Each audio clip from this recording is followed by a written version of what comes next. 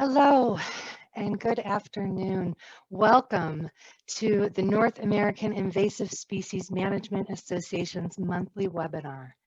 The title of today's webinar is, in fact, the ABCs of invasive species organizations and how they work together, presented by Chuck Bargeron, co-director of the Center for Invasive Species and Ecosystem Health and our president here at NASMA. Okay. So quickly, before we get into the presentation, for those of you that are not familiar with NASMA, our mission is to support, promote, empower invasive species prevention and management in North America. A note about NASMA.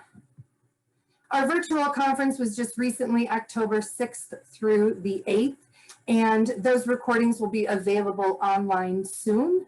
If you missed the conference, look in early December for an opportunity to purchase the recordings at a discounted rate.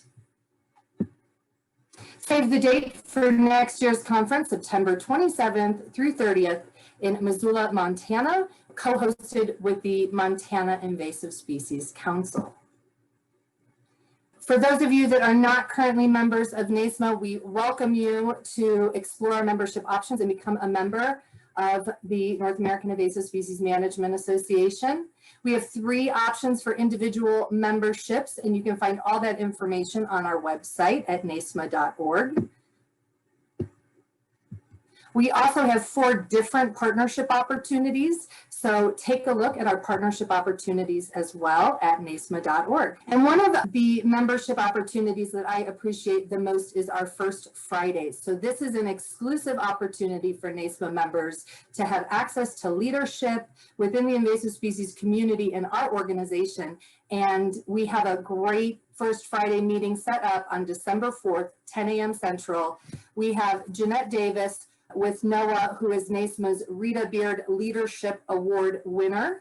So we're so excited to have her with us. And then we also have Kayla Malone from Colorado, who is a NASMA Board of Director, as well as co-chair of the new Diversity and Inclusion Committee for NASMA. So please join us for that. If you're not a member, become a member before December 1st so you can take advantage of that opportunity. Okay, so let's get right to Chuck here. Chuck Bargeron is director for the University of Georgia Center for Invasive Species and Ecosystem Health and a faculty member at the Warnell School of Forestry and Natural Resources and the College of Agricultural and Environmental Sciences. Chuck has been with UGA for 21 years, where his work focuses on invasive species and information technology. Websites that Chuck has designed has received over 1.7 billion hits since 2002. Recently, Chuck has focused on mapping invasive species and tools for early detection and rapid response.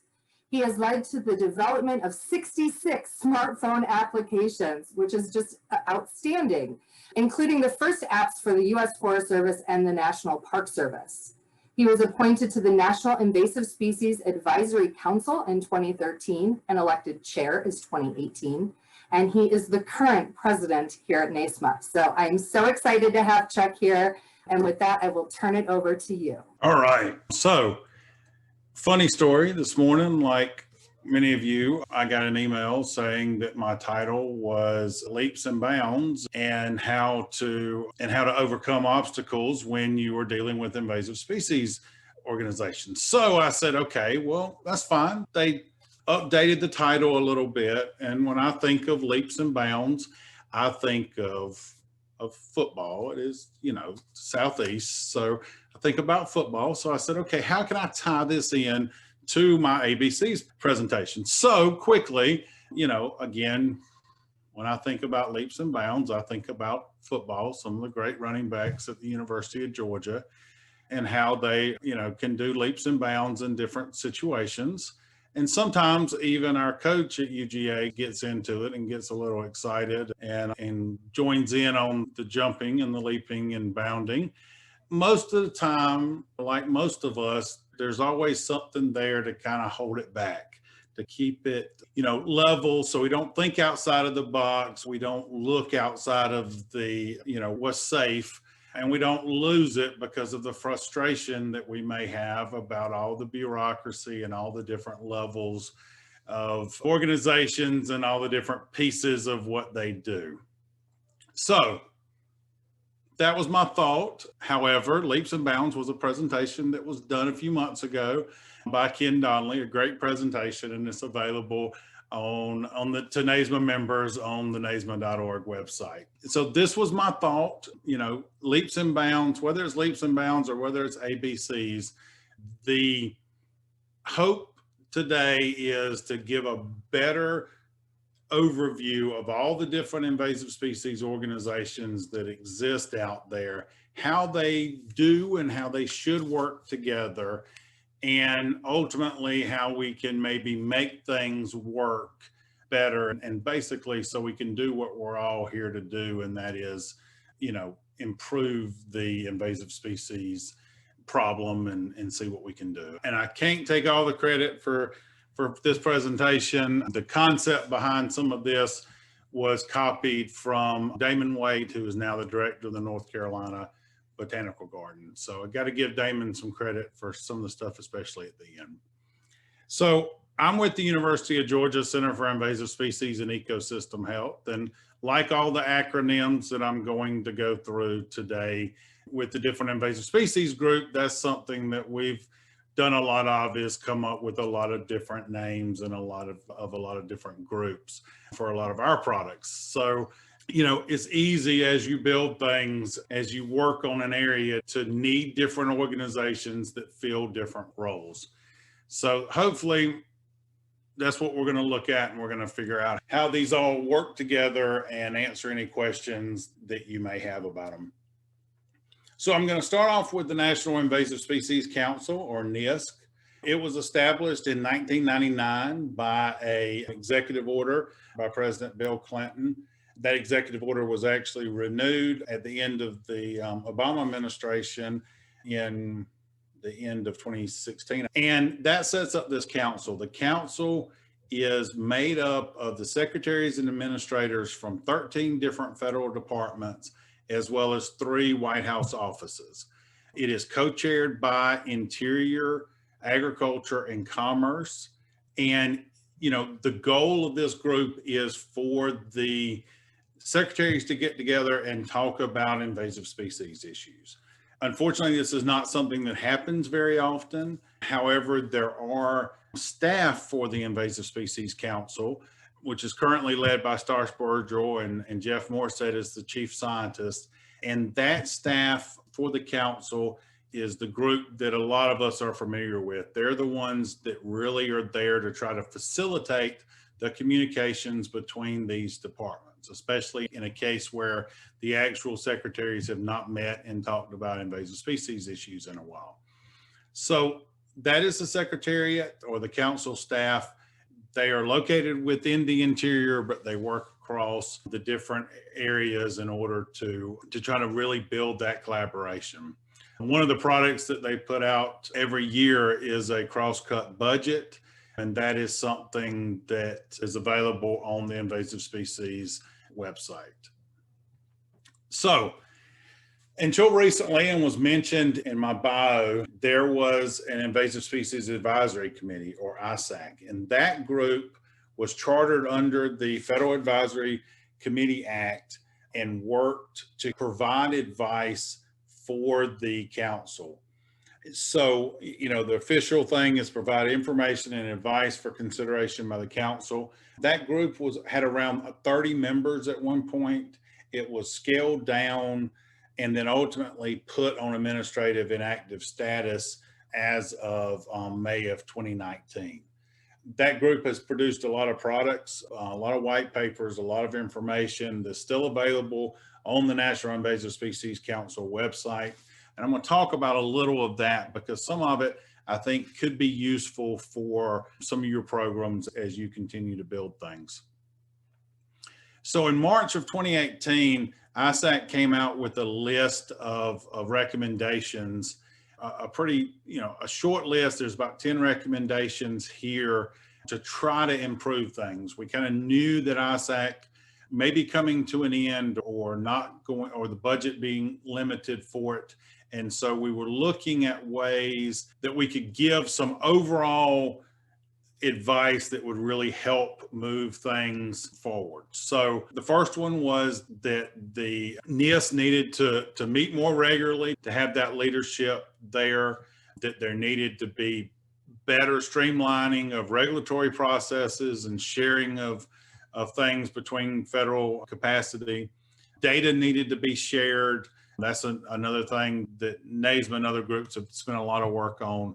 There needed to be support of the local groups, the local cooperative weed management areas or cooperative invasive species management areas. And I'm going to continue to talk about that a lot through this presentation. Do things like expanding the Good Neighbor Authority so federal agencies can work across borders easier.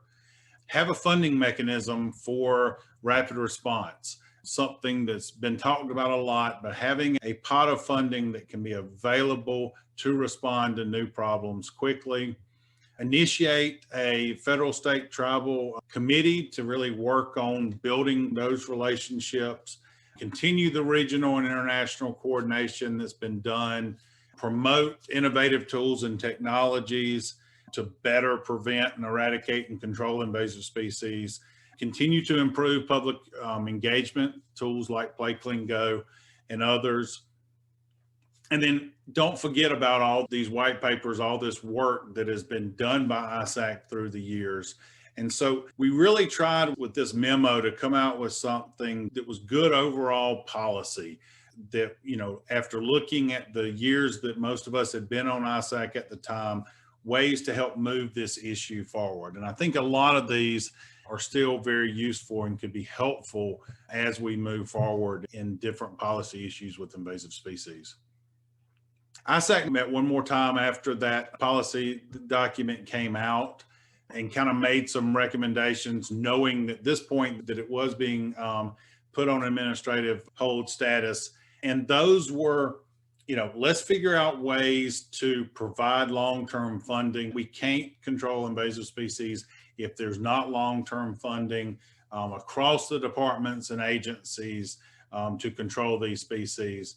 Continue the coordination, let the leads in the departments meet and have that exchange of information between those groups. And then, you know, again, review the recommendations from the previous year as well as the older recommendations. And knowing that there was not going to be federal advisory committees, then the NIST leads need to really work to make sure there's communications from all these groups that we're going to talk about today that are different stakeholders in different areas related to invasive species, and to make sure that content, that contact, and that cooperation continues. And then the final was, you know, look at ways to support a group like ISAC. Maybe ISAC was not the overall solution. Maybe, you know, it's not the end all be all. Maybe it could have been run better. It could have been handled better.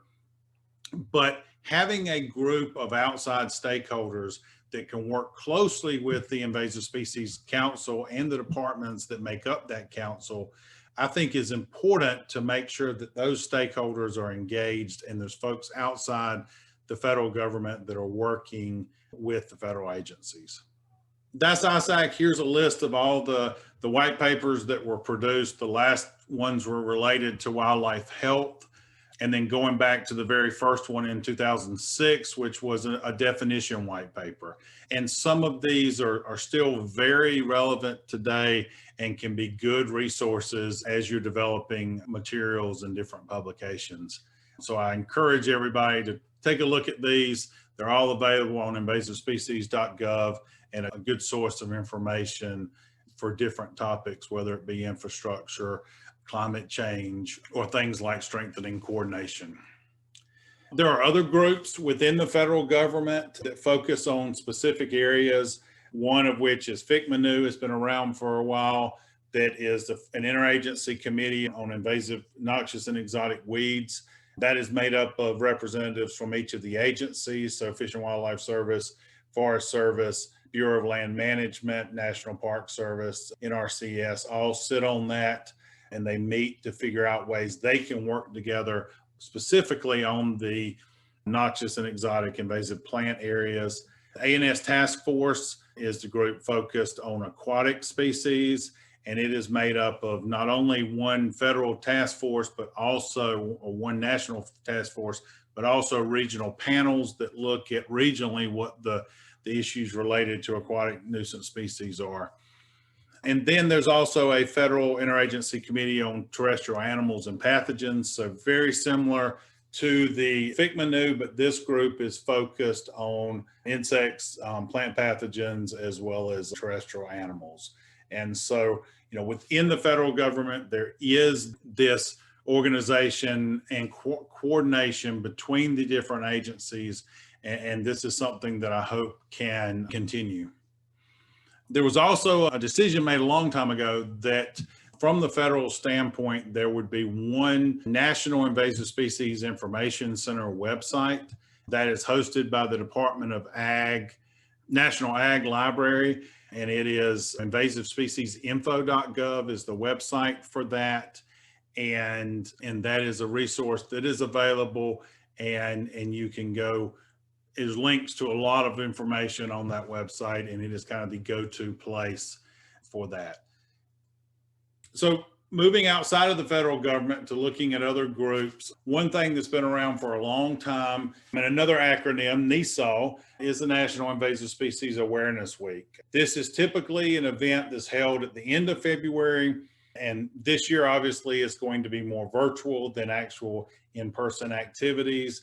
But this started as the National Invasive Weed Awareness Week, NIWA, and then it was moved to the National Invasive Species Awareness Week. It is 20 plus years now in existence, and NASMA is actually part of managing the National Invasive Species Awareness Week. And so that information, there's information on the NASMA website as well as on nisaw.org. So moving from kind of these national groups, and I've still got more national groups to talk about, but after the National Invasive Species Council, and as part of the executive order, there was a concept that there would be state councils, and about 20 states have these state councils. They're kind of modeled after the National Invasive Species Council. They're usually made up of state agencies with the regulatory authority, and they're established all different ways. Sometimes the governor establishes these state councils, and other times it's an MOU between the state agencies that are working on groups. So something that exists in some states doesn't exist in others, but it is a good model where it does exist. Continuing on the acronyms, there is also the National Environmental Coalition on Invasive Species. This group has kind of come and gone in terms of its activity. They do have a website that is nesis.net, but this group's goal was to get a lot of environmental agencies who were very interested in invasive species issues together, and then they could provide a united voice on invasive species policy. And so here are some of the groups that have been involved in this in NISIS over the years. And this is definitely something that is very needed. One of those groups is the National Association of Invasive Plant Councils. This began in 1995. It is a loose correlation of the different state and regional exotic pest plant councils or invasive plant councils. This was originally the National Association of Exotic Pest Plant Councils and changed its name to the National Association of Invasive Plant Councils in 2014. The website is na-ipsi.org. And this group, there's no budget for this group. It is really just a way for exotic pest plant councils, these state and regional groups, can work together to work on different issues. And some of the issues they've worked on, here's where some of those state and regional councils exist. There's different states in the Southeast. There used to be a Southeast EPSI. Now they're just individual chapters. But then in other areas, like in the Midwest, there's one group that represents most of the Midwest. These are all nonprofit organizations, different councils that are focused on primarily invasive plant issues in natural areas is really where their focus is. One of the things that they have been working on is a way to standardize invasive plant listing, especially the listing part, not the laws, not the state noxious weed laws, but throughout the years, each of these state and regional exotic pest plant councils or invasive plant councils have come up with different ways to list species. And when you do that, it becomes very difficult to look across states to see, okay, well, this is a category 1 plant in Georgia, but it's a category 2 in Florida, and it's a list A in South Carolina. How do those all relate? And so this group has really focused a lot of its energy on making sure that there was more coordination between those groups and that they can use a common standard in terms of how the lists are developed and how they're updated and how they're organized. So this is something there's a working group currently working on, and they're going to continue to try to figure out a way to encourage these invasive plant councils to kind of get on the same page in terms of how things are listed. So another organization is the North American Invasive Species Network. And the North American Invasive Species Network is not a membership organization like the invasive plant councils or like NASMA is. It is a consortium between different groups in the US, Canada, and Mexico that are working on invasive species. The goal of this group is really just to facilitate communications between different invasive species centers. That is a group that, again, very limited in terms of their budget. Is as much to share information between these groups and honestly make sure that we're not competing on things. Making sure that if something's going on in New York, they know about it in California and they know about it in Canada, and maybe they can use what's being done there without reinventing the wheel. So the goal of this group, again, is really just to facilitate that communication. This group hosted the North American Invasive Species Forum that was in Savannah, Georgia in 2017, and is more of a policy-based meeting to really get the principal people between the 3 countries to talk about issues between those countries. That meeting came out of the previous Weeds Across Borders meeting and has moved, like a lot of things, to ALTAC. So that's the North American Invasive Species Network. They're working on some projects related to data sharing right now, using the NASMA standards to kind of have a way to share data better. That North American Invasive Species Forum is scheduled to happen again in 2021, and May 18th through 20th. NASN is not hosting this meeting, but they're working with the Canadian Council, who is the host for this year's meeting, to really make sure that there's representation between the 3 countries. And the decision has been made now that meeting will be an online only event. So, North American Invasive Species Management Association, the group that's hosting this webinar and that I'm currently the chair of, as Elizabeth mentioned at the beginning, is really looking at ways to support, promote, and empower invasive species prevention management in North America. It is a membership-based organization with an elected board of directors, and the board members are listed here, as well as the years that they roll off the board. We have good representation from across the country on this. They host monthly webinars. The Play Clean Go prevention standard is now under NASMA. There's an annual conference, as well as standards like weed-free forage, weed-free gravel, weed-free mulch, as well as a professional development program that's part of NASMA now. Play Clean Go, a great prevention tool. If you're not familiar with it, go to playcleango.org and find out more information about it. It's a really good tool and a really good way to consolidate messaging around invasive species prevention. As Elizabeth mentioned, the 2020 meeting was virtual, originally scheduled to be hosted in Montana, but it's going to be in Montana in 2021. That recording will be available later this year, but there were 330 folks that attended that meeting. Next year it will be in Missoula, Montana, with the plan for 2022 in Florida. and then 2023 in Nebraska. So a great way to get together and really have a conference that is everything from policy to management to education, looking across all Texas. So if you're not familiar with that meeting, a very good annual meeting. And this is a new slide that I stole from strategic planning that NASMA is continuing to do, but it gives a good overview of what NASMA, the organization, is. A lot of people know NASMA for different pieces of what the organization is, whether it be Play Clean Go or the Weed Free or mapping standards, or even the professional development program or some of that advocacy work through NESAW and other areas. But I think this graphic really does a good job of showing the different pieces that make up NASMA. And again, all of that is supported by the members and by catering what the members think the organization should be doing, and really unique in that standpoint, being a North American membership-based invasive species organization.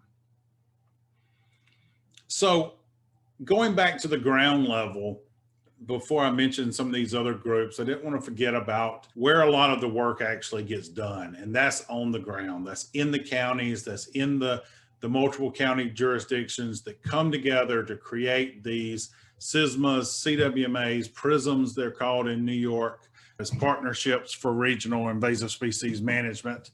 And that is where the real work happens. And that is where, if something's actually going to get controlled, if early detection, rapid response action is going to be taken, that's where it's going to be taken. And honestly, these other layers, these other groups are there to support that on the ground work. Here are some of the definitions of what a SISMA is. You know, usually they have a plan. They focus on a common area or a problem that they can work on, and they try to get as many of the different landowners together to work on things. There are examples of these that are completely volunteer-based, or where people are doing it as part of their day jobs. And there's others where there's actually, you know, a coordinator for that SISMA that kind of keeps everybody organized and on the same page. There's some great examples of these across the country. A few years ago, we created a map kind of showing where all these different groups were. And Texas at one point actually had some groups that were very similar to CWMAs that were working together to kind of map things in different regions of Texas. And so Florida's made a good effort, as well as New York, and I think Californians are coming back, where they really try to cover the entire state with one of these groups and really use that to try to organize at the local level. Some of the other groups now that have been involved in different things, Rick Otis is president of the Reduced Risk and Invasive Species Coalition. That is a group based out of Washington, D.C. And one of the things they did up until the last couple of years was manage NESAW. That is now moved to NASMA, but the risk organization is still involved in helping out on making that happen, especially some of the local arrangements when it could be in person in DC. Another group is Wildlife Forever. They're a nonprofit out of Minnesota. They are the ones that hold the Clean Drain Dry group. They also, you know, have some other programs. We're working with them on the Wild Spotter campaign, and they really, from a wildlife side, you know, try to look at a different preservation of habitat for fish and wildlife, which of course has to include invasive species management as well. And they have a lot of tools they work with on the Clean Drain Dry initiative, but also the group that produces the cleaning mechanisms and tools. And so another nonprofit, again, that has brought in invasive species into what they're doing. With support from the Nature Conservancy, there's a group that meets annually called the Continental Dialogue on Non-Native Forest Insects and Diseases. This is a coalition of different groups really focused on those forest insects and diseases. And this group, again, is tied very closely to the Nature Conservancy that manages the Don't Move Firewood campaign. And so all of that is kind of tied together. And normally the Continental Dialogue does have an annual meeting, usually in coalition with some other group. But great campaign, really focused, and a group really focused on one area of invasive species management. There's a really good newsletter that is put out by Don't Move Firewood. So if you're interested in that area, go to don'tmovefirewood.org and sign up for that newsletter and learn more about different efforts related to firewood outreach. I'm going to highlight a couple of other groups. First, in the Western United States, the Western Weed Coordinating Committee is a group that meets once a year to get together and really figure out ways to coordinate noxious weed programs between state and federal agencies. As you can see, it's made up of most of the Western states, and they really bring everybody to the table and have a discussion. It's not really a conference. It is their annual meeting is a way to get together the different state coordinators and the different agency contacts and discuss ways that they can all do their jobs better. Recently, the Western Governors Association, with I guess maybe the previous chair, started a biosecurity and invasive species initiative.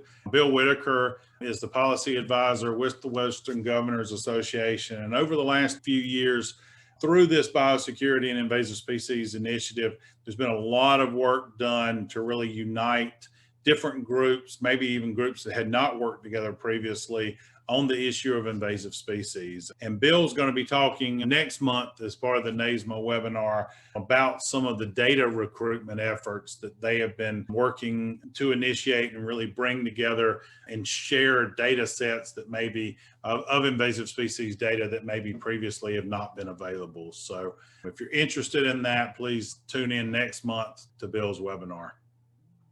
One of the things that the Western Governors Association did was they initiated a Western Invasive Species Council. And so this council is made up of the 22 states that are part of the Western Governors, and with the goal to really bring coordination between state councils. So this would be all taxa invasive species issues, and a way to really look at, okay, if we have a representative from each state and we all get together and talk about things, how can we better coordinate? And so he has 22 members of that group. And here is a list of the current state representatives. And in each of those cases, they were chosen by the governor's office to represent that state. And I think they're actually having their meeting yesterday and today.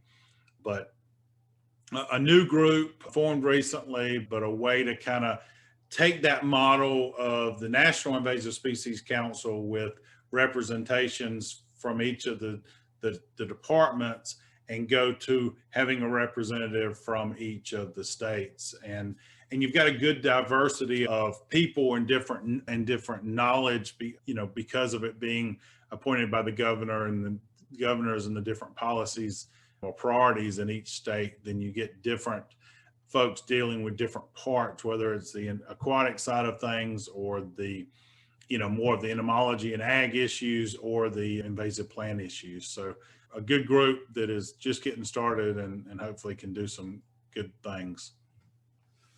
Another group that is kind of somewhat outside the box when you think about invasive species organization are the regional IPM centers. So there are 4 of these regional IPM centers located across the country.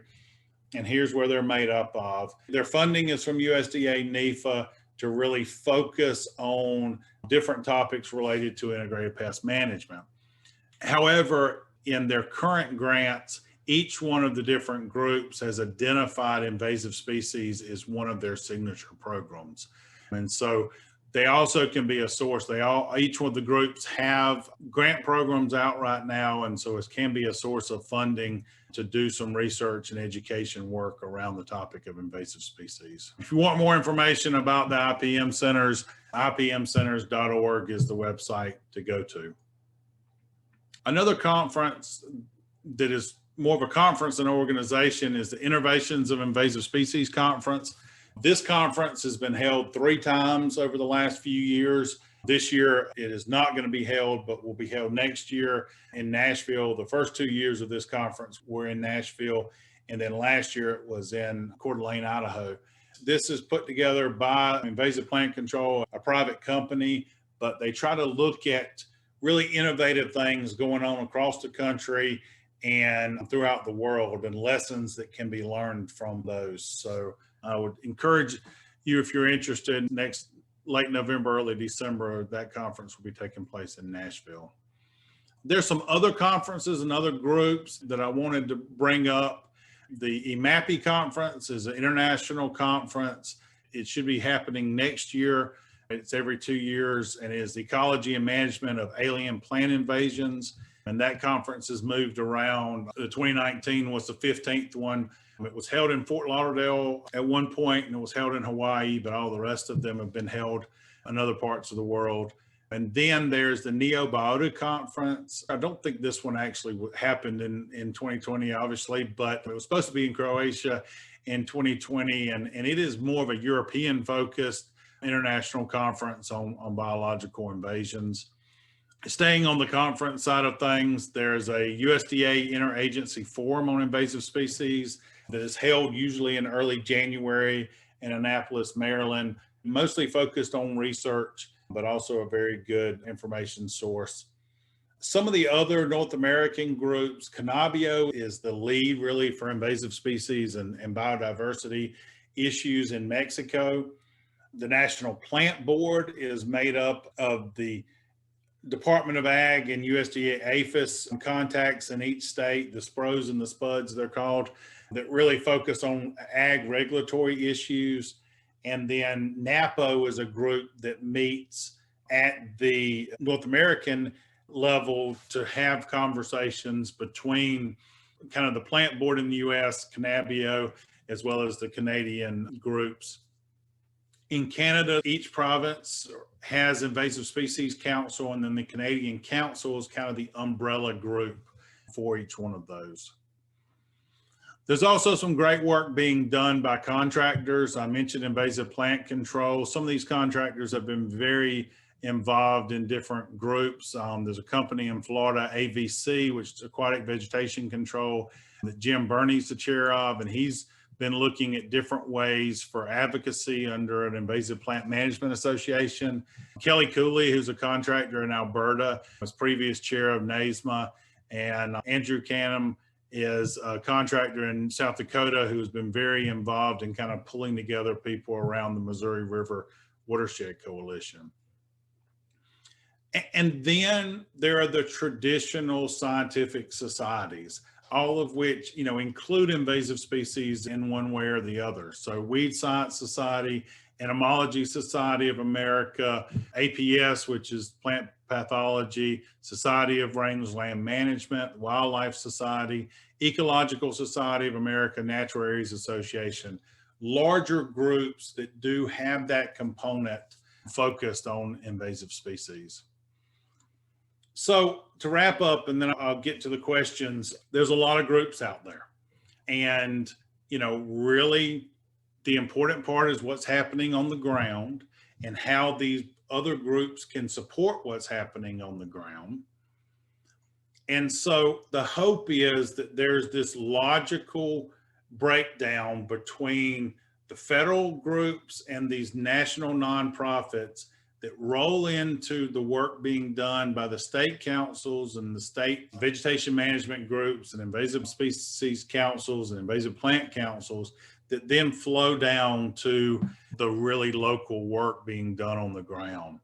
And so thinking about things in these models, there is a lot of group, it is thrown a lot of acronyms at you, but at the end of the day, it's all about having those layers of support.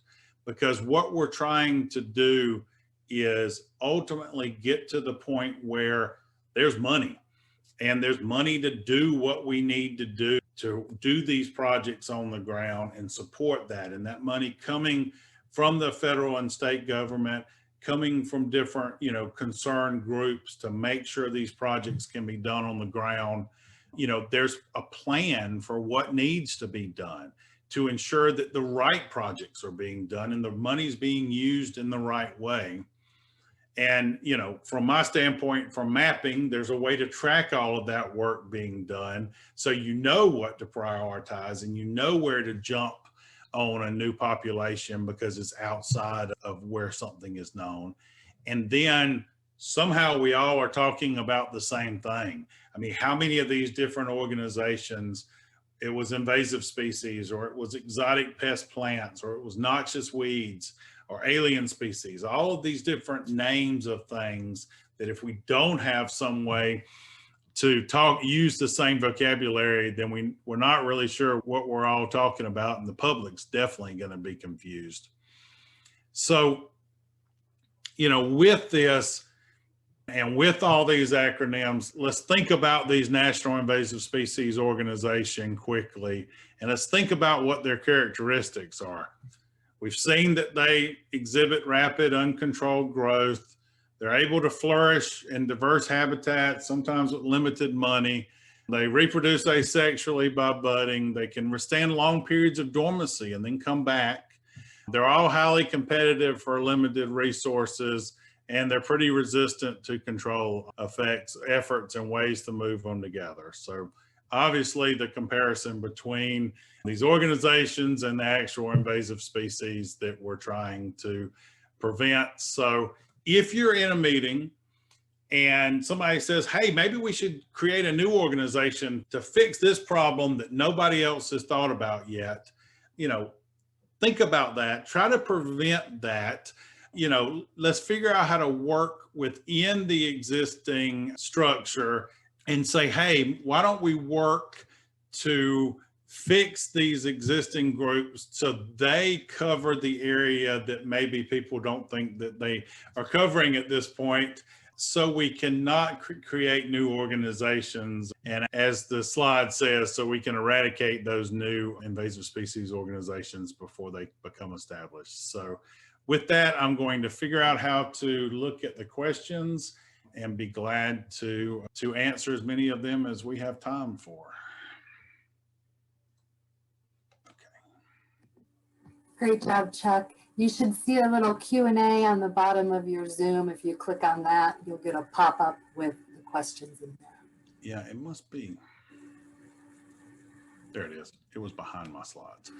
Okay, so let me see what I can answer. So the first question is about ISAC looking to update the Good Neighbor Authority. That's an agreement between USDA and the states. I know there was talk about expanding to the Department of Interior. Do I know if any progress has been made on that expansion? I do not know. I am not that familiar with that piece. I know when we put that in as one of the recommendations, that was something that has been talked about. I don't know. I know the Department of Interior has recently put out a strategic plan related to invasive species. And so I think maybe that would be in that, if that is something that has been expanded.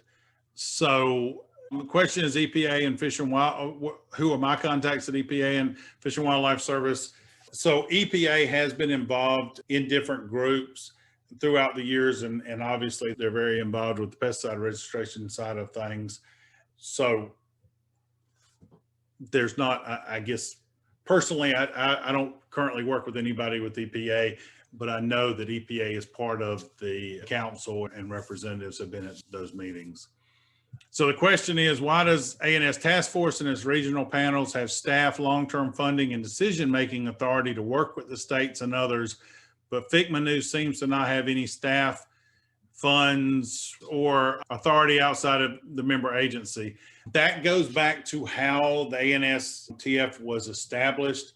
If my understanding is correct, there was a law that established that and gave them, and then the funding was enabled for that group.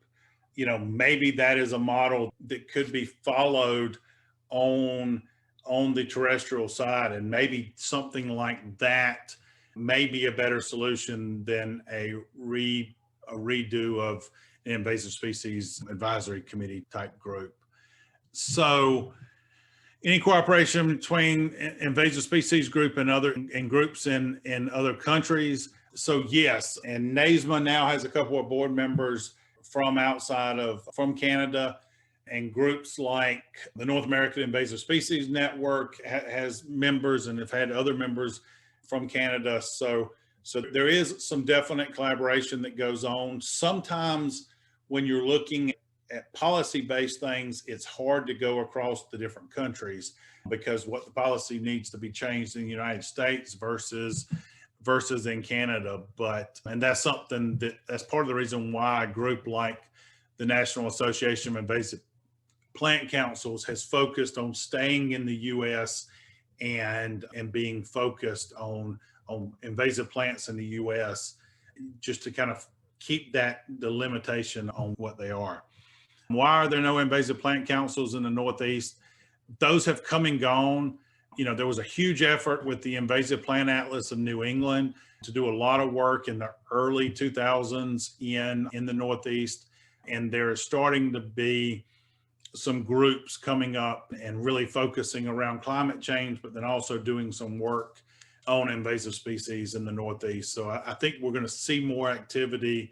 The NASMA meeting was in New York in 2019, and that was a good opportunity for a lot of folks who had not gotten together in that Northeast area to come together and do it. Is there likelihood of a new ISAC type group or new long-term funding with the new federal administration? I don't know. Part of ISAC, of that group, was there were a lot of advisory committees within the Department of Interior. And so ISAC was not as much targeted as it was part of a reduction of these coordination committees. And because the council hadn't been as active, then that became a combination of things and there needed to be cuts. And so the funding for ISAC was something that was cut. But I think federal advisory committees are really important. It's what those federal advisory committees should look like, how they should be structured, who they report to, and who they give advice to, and what they're asked to do. So it may not be ISAC. ISAC, it's easy to point to bringing ISAC back as a solution, but it may not be the only solution. Something like what the aquatic folks have focused on terrestrial species may be an option as well. So the website for the white papers, those white papers are on invasivespecies.gov. You have to go through the menu at the top of that page, but it's invasivespecies.gov. There's a section for ISAC and it has all of those things. Is there coordination between mapping apps? I like IMAP invasives, but notice there are others, standards. So there has been a lot of work between the groups that have kind of been identified as the primary mapping applications, invasive species mapping applications, the EdMaps program that I run, IMAP invasives, and then the USGS non-indigenous aquatic species tool would be another one. We are all actively looking at ways when we can to share data where it does not matter what system you report something to, it is shared between those different groups. And that's an ongoing thing and going to continue change. And, over time, I could do a whole talk on that. So there's limited support and funding to support field specialists to attend conferences and participate in these groups. That tends to stop at upper level positions. It does not leak down to the field. If organizations can find ways to support the attendance to conferences, that would be helpful. And I think that's something that we have learned from the success of some of the virtual conferences this year, that having a hybrid approach in the future where it makes it easier for people to attend would be a great opportunity, and ways to make it cheaper to still get the information. You miss out. I mean, don't get me wrong, that as expensive as conferences are, I've said throughout this whole year that I think a lot of the work takes place after 5 o'clock, not during the talks. And you miss that when you do virtual conferences. It's hard to do some of that socialization, but it does open it up for more people to attend. So websites recommend for species fact sheets and methods to control. In a lot of cases, the invasive species councils or plant councils are good resources for that. My group has a website, invasive.org, that has a lot of that information as well. All right. Is there any effort to consolidate any of these upper rung organizations? so more money can flow to the ground. Yes, I think that is something that we're going to continue to see. As I mentioned, some of these groups don't really, there's not that much money. It's more of a volunteer way to communicate. And so I think that's where, you need groups like NASMA in particular that can be the voice of the community. And then, ways that NASMA can work with some of these other groups to build a stronger coalition is really where I would like to see things going in the future. So the question is, do you have an opinion? Please share the pros and cons associated with regional cooperative organizations in terms of being governed by government agencies with the state and or counties versus private membership. I think there's benefits to both. Where you can run into problems is if you have a mix of state agencies and federal agencies and nonprofits or private individuals on something like a council, and everybody has an equal say, then what you don't want to happen is you don't want an invasive species council in a state to make a decision on something that goes against what the Department of Ag, if they're the major group doing invasive species work in the state, needs to do or has the authority to do. And I think that's where some of that has to be, there has to be that understanding of what role each group needs to play.